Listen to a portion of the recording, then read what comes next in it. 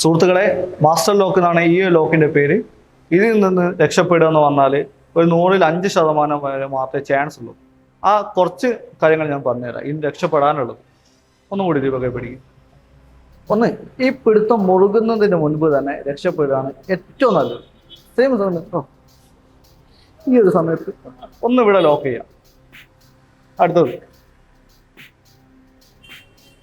ഇങ്ങനെ പിടിക്കുന്ന സമയത്ത് തന്നെ എന്ത് ചെയ്യുക, ഈ ഒരു കൈ ഇതില് നേരെ കൊണ്ടുവരാം. 1, 2. അടുത്തത് ഈ ഒരു പിടുത്തം മുറുകുന്നതിന് മുൻപ് തന്നെ ഈ കൈ മുറുകുന്നതിന് മുൻപ് തന്നെ ഇങ്ങനെ പിടിക്കാൻ പറ്റും. അതും ഈ ഒരു രീതിയിൽ.